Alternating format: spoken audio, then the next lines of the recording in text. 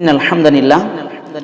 প্রিয় দেশবাসী, আমি আপনাদের সকলের পক্ষ থেকে আমাদের সরকার বাহাদুর, আমাদের সরকারের প্রধান উপদেষ্টা ডক্টর ইউনূস সাহেবের কাছে বিনীত আবেদন এই যে আমরা এই দেশে যদি কোনো আইন বাস্তবায়ন করতে চাই, আমরা এই দেশে কোনো নীতিমালা প্রয়োগ করতে চাই, আমরা সর্বপ্রথম চিন্তা করব, প্রথম যে চিন্তাটা সেটাই হবে ইসলামিক চিন্তা।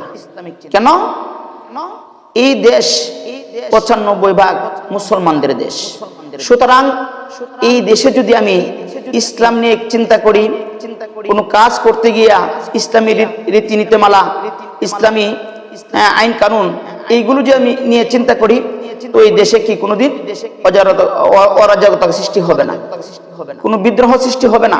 কেন? ৯৫% মুসলমান তারা আমার পক্ষে থাকবে। যদি ৯৫% মানুষ আমার পক্ষে থাকে, তাহলে এই দেশে যে আইনেই করেন, কোনো আইনেই আল্লাহর রহমতে কি হবে না, আপনার অরাজকতা সৃষ্টি করবে না, আপনার দাঙ্গা হাঙ্গা সৃষ্টি হবে না, আপনার বিরুদ্ধে কোনো আপনার বিরুদ্ধে কোনো কলা কৌশল কেউ কি করবে না, তুলে ধরবে না।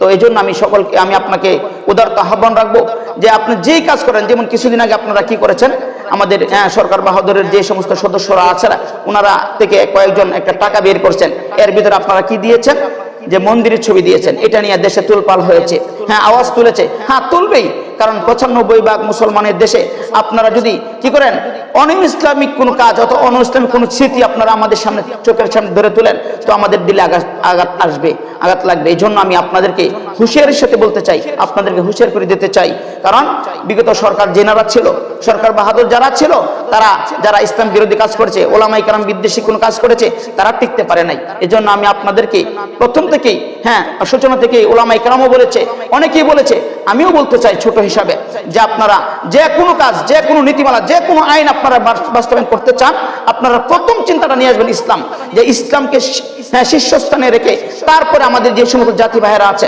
আমরা তাদেরকে নিন্দা করি না, আমরা তাদেরকে প্রতিপন্ন করি না, আমরা তাদের বিদ্রোহ করি না, তারাও আমাদের সাথে থাকবে। আমরা যেভাবে শান্তিতে থাকি, আমাদের অন্য অন্য ধর্মের অবলম্বী ভাইরাও তারা এভাবেই থাকবে আমাদের সাথে। তবে যেন ইসলামের কোনো বেইজ্জতি না হয়, ইসলামকে যেন প্রতিপন্ন না করা হয়, ইসলামকে যেন কোনো মূল্যায়ন না করে, এমন কোনো কাজ আমরা করব না। আমরা যে সমস্ত কাজ, যে সমস্ত নীতিমালা, যে সমস্ত আইন প্রয়োগ করতে চাই, আমরা প্রথম চিন্তা করবো ইসলাম, তারপরে চিন্তা করবো অন্যদের। আল্লাহ পাক রব্বুল আলামিন সরকার বাহাদুরকে বোঝার তৌফিক দান করো।